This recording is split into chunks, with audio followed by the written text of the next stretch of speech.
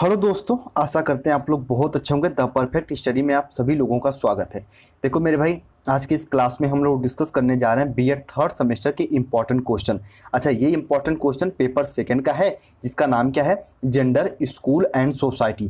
देखो मेरे भाई, इसके पहले पेपर फर्स्ट का मैं इंपॉर्टेंट क्वेश्चन डिस्कस कर दिया हूँ। तो जो बच्चे उस वीडियो को नहीं देखे हैं तो मेरे भाई इसी लेक्चर के डिस्क्रिप्शन में उसकी लिंक मैं दे दूंगा, जाके उन इंपॉर्टेंट क्वेश्चन को देख के अच्छे से उनको भी तैयार कर लीजिएगा पेपर फर्स्ट के। ठीक है, देखो बीएड थर्ड सेमेस्टर की रेगुलर क्लास में नहीं चला पाया, इसके लिए मुझे खेद है मेरे भाई। लेकिन जितने भी इंपॉर्टेंट क्वेश्चन मैं आपके साथ डिस्कस कर रहा हूं, इन क्वेश्चंस को आप एक बार अच्छे से तैयार कर लोगे तो आपके मेरे भाई अच्छी खासी तैयारी हो जाएगी। ठीक है, चाहे इन क्वेश्चनों को आप अपने सेव सीरीज से, चाहे अपने क्लास नोट से, चाहे मेरे भाई अपने आप बुक से तैयार कर लो, लेकिन कर लो। ठीक है, जितने भी इंपॉर्टेंट क्वेश्चन मैं बताने जा रहा हूं सबको एक बार अच्छे से आप लोग कवर कर लेना। ठीक है, चलो सबसे पहले हम लोग very short answer type question को देखेंगे, यानी अति लघुत्तरी प्रश्न को। ठीक है, तो सबसे फर्स्ट क्वेश्चन है मेरे भाई, परिवार को परिभाषित करो, डिफाइन फैमिली। देखो पेपर का नाम ही मेरे भाई जेंडर, स्कूल एंड सोसाइटी, तो परिवार को परिभाषित करो, इंपॉर्टेंट क्वेश्चन है, इसको भी तैयार कर लेना। उसके बाद वर्ग को परिभाषित करो, क्लास को डिफाइन करो, वेरी वेरी इंपॉर्टेंट प्रश्न है। देखो मैं थोड़ा सा यहाँ पे आपको जाति और क्लास के बारे में बता देना चाहता हूं। देखो जाति क्या होती है ना मेरे भाई, ये कभी चेंज नहीं होती। ठीक है, यदि आप मान लो यादव के घर पैदा हुए मेरे भाई, तो आपकी जाति नहीं चेंज होने वाली, लेकिन आपका वर्ग जरूर चेंज होगा। देखिए देखो, आप यादव के घर पैदा हुए, आप बहुत मेरे भाई मिडिल क्लास फैमिली से हो या फिर बहुत ज्यादा गरीब हो, आप पढ़ लिख के अच्छे मेरे भाई अच्छे खासे आदमी बन सकते हो कि नहीं, तो आपका क्लास चेंज हो जाता है, लेकिन आपकी जाति कभी चेंज नहीं होती। तो इस प्रकार से इनका मेजर डिफरेंट है, इनको जानते रहना। ठीक है, चलो वर्ग को आप लोग अच्छे से तैयार लेना। उसके बाद जो अगला प्रश्न है वो समुदाय को परिभाषित करो, या फिर समुदाय का संप्रत्यय क्या होता है, यानी कॉन्सेप्ट ऑफ कम्युनिटी। दोनों प्रश्न एक ही है, किसी मनोवैज्ञानिक के अनुसार इनकी परिभाषा लिख सकते हो, या फिर सिंपल मेरे भाई सिंपल भाषा में इसकी परिभाषा भी लिख सकते हो। देखो समुदाय को परिभाषित करो, कहते हैं ना कोई एक विशेष कल्चर, एक निश्चित भूभाग पे मेरे भाई एक विशेष कल्चर को मानने वाले लोग ही क्या कहते हैं, एक समुदाय के अंतर्गत आते हैं। ठीक है, तो इस प्रश्न को भी आप लोग तैयार कर लीजिएगा। उसके बाद देखो सामाजिक परिवर्तन से आप क्या समझते हैं। देखो सामाजिक परिवर्तन तभी न होगा जब किसी समाज में आर्थिक परिवर्तन आए, राजनीतिक परिवर्तन आए, यहाँ तक कि भौतिक परिवर्तन और सामाजिक परिवर्तन भी आए, तो वो किसके अंतर्गत आते हैं, सामाजिक परिवर्तन के अंतर्गत। और ये परिवर्तन मेरे भाई लगातार चलते रहते हैं, ऐसा नहीं कि आप रात में सोए और सुबह उठे तो सामाजिक परिवर्तन हो गया, ऐसा कुछ नहीं, ये परिवर्तन कंटिन्यूअसली चलते रहते हैं। ठीक है, चलो उसके बाद देखो अगला वेरी वेरी इंपॉर्टेंट प्रश्न है, समाजीकरण क्या है, इसको भी आप लोग तैयार कर लेना। ठीक है, देखो जितने भी इंपॉर्टेंट क्वेश्चन मैं आपके साथ डिस्कस कर रहा हूं, इनको चाहे अपने आप सेव सीरीज से, चाहे अपने बुक से, चाहे मेरे भाई जो आपके कभी कहीं क्लास किए हो तो क्लास नोट से आप इनको तैयार कर लेना। ठीक है, द परफेक्ट स्टडी सच में आपसे मेरे भाई जो कि माफी मांगता है, क्योंकि ये आपको रेगुलर क्लास नहीं दे पाया, क्योंकि फर्स्ट सेमेस्टर वाले बच्चों की क्लास देने के चक्कर में टाइम नहीं बचा। ठीक है, तो आप लोग मेरे भाई इतने सीनियर हो फर्स्ट सेमेस्टर वालों से कि अपनी तैयारी कर सकते हो अभी। ठीक है, चलो उसके बाद देखो जो अगला प्रश्न है, विद्यालयीकरण से क्या तात्पर्य है। ठीक है, स्कूलिंग का मतलब क्या होता है मेरे भाई, कहते हैं ना कि एक बच्चे को भैया स्कूल तक ले जाना ही क्या है, विद्यालयीकरण है, 100% एडमिशन करा देना ही विद्यालयीकरण है। ठीक है, चलो उसके बाद देखो लिंग की पहचान में धर्म की भूमिका क्या है, यही धर्म की भूमिका पूछ देता है, कभी कभी समाज की भूमिका पूछ देता है, तो इन प्रश्नों को भी आप लोग तैयार कर लीजिएगा। ठीक है, चलो अगला प्रश्न देखो, दहेज से आप क्या समझते हैं। ठीक है, दहेज क्या होता है मेरे भाई, कहते हैं ना एक जो मेरे भाई लड़की जब उसकी शादी हो जाती है तो अपने जब ससुराल जाती है तो मेरे भाई जो कुछ नगद सामान लेके जाती है, जो नगद वस्तुएं लेके जाती हैं, वही तो दहेज के अंतर्गत आते हैं। एक तरीके से कि हमारे समाज की कुप्रथा है, लेकिन मेरे भाई जो है उसको तो डिफाइन करना ही पड़ेगा। ठीक है, चलो उसके बाद देखो जो अगला प्रश्न है, लिंग असमानता से क्या आप समझते हैं, या फिर लिंग असमानता क्या है। ठीक है, देखो कहते हैं ना मेरे भाई लिंग असमानता वही होती है जो एक पुरुष के सापेक्ष किसी महिला के साथ कोई भेदभाव किया जाए, तो वही तो है मेरे भाई लिंग असमानता। तो इसको आप लोग डिफाइन कर देना, इस प्रश्न को भी आप लोग तैयार कर लीजिएगा। उसके बाद देखो को एजुकेशन, व्हाट इज को एजुकेशन, यानी सह शिक्षा क्या है, जिसमें मेरे भाई लड़के लड़कियां एक साथ पढ़ें, वो वही तो है सह शिक्षा। ठीक है, ये वेरी वेरी इंपॉर्टेंट है, इसको भी आप लोग तैयार कर लीजिएगा। उसके बाद देखो समावेशी शिक्षा में बाधक तत्व। ठीक है, कहते हैं ना मेरे भाई समावेशी शिक्षा में कौन कौन से बाधक तत्व हमारे सामने आ सकते हैं, सभी को एक समान शिक्षा आप दे रहे हो तो उसमें कौन कौन से बाधक तत्व सामने आ सकते हैं, इनमें उन चीजों को डिफाइन करना है। उसके बाद देखो जो अगला प्रश्न है, शिक्षक के दायित्व तो क्या होते हैं। एक मेरे भाई स्टूडेंट के पर्सपेक्टिव में एक टीचर के कौन कौन से रिस्पॉन्सिबिलिटीज होती है, कौन कौन से दायित्व होते हैं, इस प्रश्न में उसको डिफाइन करना है 50 वर्ड्स में। अच्छा, ये जितने भी प्रश्न मैं बता रहा हूं अभी अति लघुत्तरी प्रश्न, इनको मेरे भाई 50 वर्ड्स में लिखना रहता है, ठीक है। उसके बाद देखो 2 योजना है, लाडली लक्ष्मी योजना, ये मेरे भाई एमपी से रिलेटेड है, इसको भी तैयार कर लेना। उसके बाद जननी सुरक्षा योजना, इसको भी आप लोग अच्छे से इसके बारे में जानते रहना, ठीक है।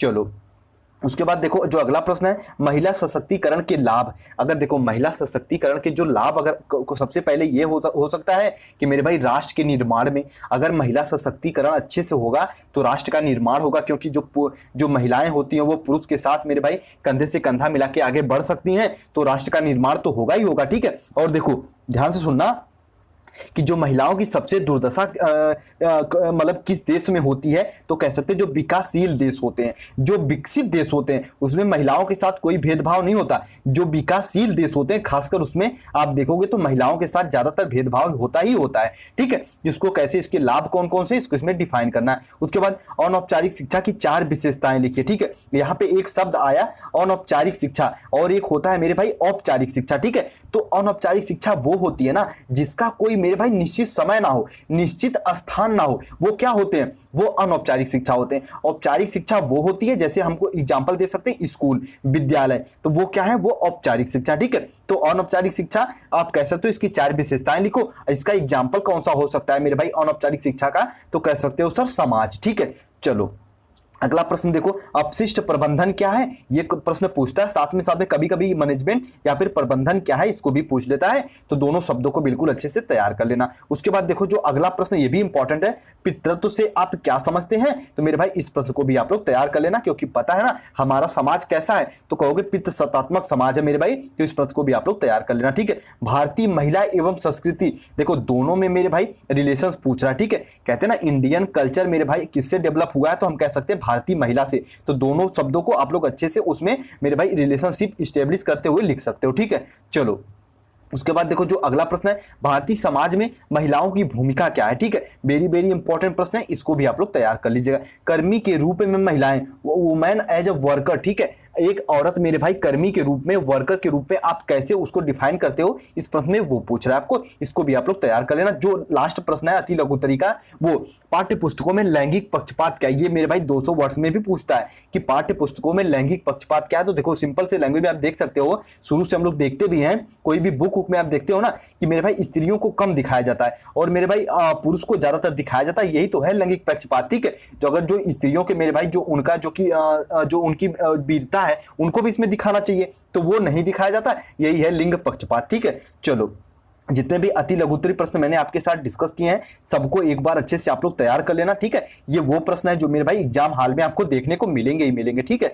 चलो अब हम लोग लघुत्तरी प्रश्न को देखते हैं, ये भी इंपॉर्टेंट है। देखो ध्यान से पहला प्रश्न देखो, मातृत्व के संप्रत्यय को स्पष्ट कीजिए, concept of motherhood, very very important चीज है, इसको मेरे भाई 200 वर्ड्स में पूछता है, तो इस प्रश्न को भी आप लोग तैयार कर लीजिएगा, ठीक है। चलिए सेकेंड प्रश्न देखो, परिवार सामाजिक प्रणाली में महिलाओं की भूमिका का वर्णन करो, वेरी वेरी इंपॉर्टेंट है मेरे भाई। एक मेरे भाई वुमेन कैसे आप अपने फैमिली को, कैसे वो अपने मेरे भाई सोशल सिस्टम को कैसे प्रभावित करती है, उसमें इसको डिफाइन करना है। अभी लास्ट में मैं कुछ की पॉइंट भी बताऊंगा, उनको आप लोग अच्छे से सुन लेना, ठीक है। चलो उसके बाद देखो सामाजिकरण पर संक्षिप्त टिप्पणी लिखो, वेरी वेरी इंपॉर्टेंट है। सामाजिकरण विद्यालयीकरण ये पूछता रहता है, तो इन दोनों शब्दों को अच्छे से तैयार कर लेना, ठीक है। देखो जो अगला प्रश्न है ना, कोठारी आयोग, कभी कभी यहाँ पे मुलाधियर आयोग, कभी कभी नई शिक्षा नीति 1986 एवं इसमें मेरे भाई स्त्री शिक्षा पर संक्षिप्त टिप्पणी लिखो, ठीक है। यहाँ पे ये जो कोठारी आयोग है ना, यहाँ पे मुलाधियर आयोग कभी कभी हो जाएगा और पूछेगा स्त्री शिक्षा पर संक्षिप्त टिप्पणी लिखो,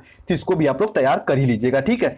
देखो अगला प्रश्न ये भी इंपॉर्टेंट है, अपशिष्ट प्रबंधन में महिलाओं की क्या भूमिका है, इस प्रश्न को भैया बिल्कुल आप कहीं स्टार लगा लो, इसको अच्छे से तैयार कर लेना। उसके बाद देखो पर्यावरण सुरक्षा हेतु महिलाओं की विशेष भूमिका का वर्णन करो, पर्यावरण सुरक्षा में मेरे भाई वुमेन कैसे रोल प्ले कर सकती हैं, इसको मेरे भाई आप लोग अच्छे से इसको तैयार कर लेना, ठीक है। चलो उसके बाद देखो औपचारिक शिक्षा में महिलाओं की सहभागिता का उल्लेख करो, कहते हैं ना कि अगर मेरे भाई औपचारिक शिक्षा यानी स्कूल में अगर मेरे भाई मैम रहेंगी, अगर टीचर्स रहेंगी, तो उनका क्या होगा, तो मेरे भाई जो लड़कियां रहेंगे ना वो कहती हैं अपने टीचर्स के साथ, अपने मैम के साथ अच्छे से अपना रिलेशनशिप स्टैब्लिश कर सकती हैं, अपना कुछ भी शेयर कर सकती हैं। तो मेरे भाई महिलाओं की सहभागिता बहुत ही इंपॉर्टेंट है औपचारिक शिक्षा में, ठीक है। इस प्रश्न को भी आप लोग तैयार कर लीजिएगा। उसके बाद देखो जो 7 नंबर प्रश्न है ये भी इंपॉर्टेंट है, विद्यालय में लैंगिक असमानता को स्पष्ट करते हुए कक्षा में लिंग समानता हेतु किए जाने वाले प्रयासों का वर्णन करो, चाहे आप 1986, चाहे मेरे भाई कोठारी आयोग 1964 या फिर मुलाधियर आयोग 1, 2 और अयोग्य मेरे भाई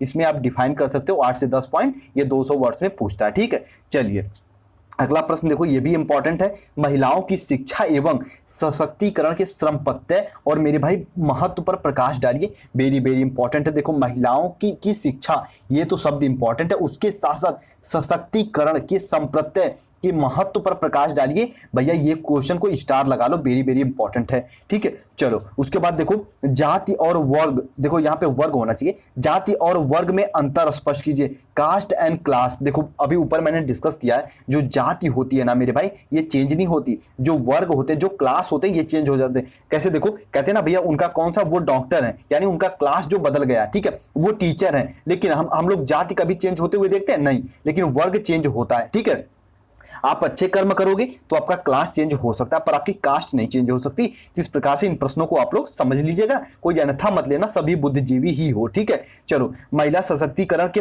महत्व पर प्रकाश डालिए। वेरी वेरी इंपॉर्टेंट प्रश्न है, इसको भी आप लोग तैयार कर लेना। उसके बाद देखो पाठ्य पुस्तकों में लिंग भेद पर टिप्पणी, देखो 200 वर्ड्स में पूछता है मेरे भाई कि पाठ्य पुस्तकों में लिंग भेद कैसे, महिलाओं के साथ कैसे भेदभाव किया जाता है मेरे भाई हमारे पाठ्य पुस्तकों में, उसको इसमें डिफाइन करना है। इस प्रश्न को भी आप लोग तैयार कर लीजिएगा। उसके बाद देखो जो अगला प्रश्न है, यह समुदाय का अर्थ स्पष्ट करो। कम्युनिटी क्या होती है इसको एक्सप्लेन करो। उसके साथ साथ महिलाओं की अनौपचारिक शिक्षा में समुदाय के कार्यों का उल्लेख करो। कहते हैं भैया इसको स्टार लगा लो। इस प्रश्न को भी आप लोग तैयार कर लीजिएगा। ठीक है, चलो देखो मेरे भाई द परफेक्ट स्टडी आपकी रेगुलर क्लास नहीं चला पाया, इसके लिए मेरे भाई द परफेक्ट स्टडी दिल से आपसे माफी मांग रहा, क्योंकि टाइम ना होने के कारण जो बीएड फर्स्ट सेमेस्टर वाले बच्चे उनकी रेगुलर क्लास चलाने में थर्ड सेमेस्टर की क्लास नहीं चल पाई, उसके लिए मेरे भाई माफी चाहूंगा। और हाँ, जितने भी important question paper first paper second दोनों का बता दे रहा हूं, आप लोग इनको अच्छे से तैयार कर लोगे, इससे बाहर एक भी क्वेश्चन आपको देखने को नहीं मिलेंगे। ठीक है, चलो उसके बाद देखो जो अगला प्रश्न है, महिला लिंग को स्कूल में सुरक्षा कैसे प्राप्त हो सकती है मेरे भाई, उनको किस तरीके से हम मेरे भाई सिक्योरिटी दे सकते हैं, इस प्रश्न को भी आप लोग तैयार कर लेना। उसके बाद देखो सामाजिकरण में विद्यालय का क्या महत्व है, ध्यान से सुनना, वेरी वेरी इंपॉर्टेंट प्रश्न आ गया। देखो ये 500 वर्ड्स में भी पूछता है और 200 वर्ड्स में भी पूछता है कि भैया सामाजिकरण में विद्यालय का क्या महत्व है। कहते हैं ना अब मेरे भाई यहाँ पे सामाजिकरण हो गया, ठीक है, तो विद्यालय का महत्व कहते हैं अगर कोई भी आप चेंजेस लाना चाहते हो तो उसमें मेरे भाई एजुकेशन का बहुत ही इंपॉर्टेंट रोल होता है। तो इसी प्रकार जो सामाजिकरण में विद्यालय का भी बहुत ज्यादा इंपॉर्टेंट रोल होता है, तो इस प्रश्न को भी आप लोग तैयार कर लेना। उसके बाद देखो जो अगला प्रश्न है, भारत में महिलाओं की शिक्षा की मुख्य समस्या क्या है, या फिर भारत में महिलाओं की शिक्षा का उल्लेख करो। इस प्रश्न को भी आप लोग तैयार कर लेना, किस तरीके से भारतीय महिलाएं मेरे भाई कम शिक्षित हो पाती हैं, उनका कौन कौन से उनके सामने समस्या आती है, तो उनको इसमें डिफाइन करना। ठीक है, जो अगला प्रश्न देखो ये भी इंपॉर्टेंट है, भारतीय समाज संरचना में पुरुषों की स्थिति पर प्रकाश डालो। भैया ये कैसा प्रश्न है जो पुरुषों के बारे में कह रहा है। ठीक है, देखो कहते हैं ना हमारा समाज कैसा है, तो कहोगे सर पितृसत्तात्मक समाज है, तो पुरुषों की क्या स्थिति है भारतीय समाज में, इसमें उसका उल्लेख करना है, इसको आप लोग अच्छे से डिफाइन कर सकते हो। ठीक है, चलो उसके बाद देखो जाति की अवधारणा, जाति के कॉन्सेप्ट को स्पष्ट करते हुए उसके विकास पर प्रकाश डालिए। ठीक है, वेरी वेरी इंपॉर्टेंट प्रश्न है, इसको भी आप लोग स्टार लगा लो, इसको अच्छे से तैयार कर लेना। ठीक है, चलो अगला प्रश्न और लास्ट प्रश्न है मेरे भाई, कक्षा में लिंग समानता हेतु किए जाने वाले प्रयासों का वर्णन करो। वेरी वेरी इंपॉर्टेंट प्रश्न है, इसको आप लोग तैयार कर लेना। ठीक है मेरे भाई, एक कक्षा में हम समानता के लिए कौन कौन से प्रयास करते हैं, किसी भी आयोग के अनुसार इसको लिख सकते हो। खासकर आप लोग कोठारी आयोग, दौलत राम कोठारी आयोग के अनुसार लिखोगे तो मेरे भाई अच्छा रहेगा कि हम लोग की जो कक्षा में लिंग असमानता है उसको कैसे हम लोग दूर कर सकते हैं। ठीक है, चलो जितने भी क्वेश्चंस मैं यहाँ पे बताया हूँ सभी प्रश्न को आप लोग मेरे भाई अच्छे से तैयार कर लेना। ठीक है, जितने बच्चे चैनल पर नए हैं उन लोग मेरे भाई जाके पेपर फर्स्ट जो मैं डिस्कस किया हूँ उसको आप लोग जाके डिस्क्रिप्शन में लिंक दे दूंगा, वहां से जाके आप लोग उसको तैयार कर लेना। ठीक है, रेगुलर क्लास नहीं चल पाई द परफेक्ट स्टडी आपसे मेरे भाई, उसके लिए खेद है। ठीक है, इसका PDF कहोगे तो टेलीग्राम पे मैं प्रोवाइड कर दूंगा। ठीक है, आपके मन में अगर कोई डाउट वाउट लगे तो इंस्टा ID पे जुड़ के कुछ भी डिस्कस कर सकते हो। और हाँ, चैनल पर नए हो तो अगर मेरे भाई कॉन्टेंट अच्छा लगा है, ठीक है, तो द परफेक्ट स्टडी को अपना फैमिली मानते हुए सब्सक्राइब करके जुड़ भी सकते हो। अपना ख्याल रखो, अच्छे से पढ़ाई करते रहो, एग्जाम टाइम है बिल्कुल। ठीक है, चलिए मिलते हैं अपनी अगली क्लास में, तब तक अपना ख्याल रखिए।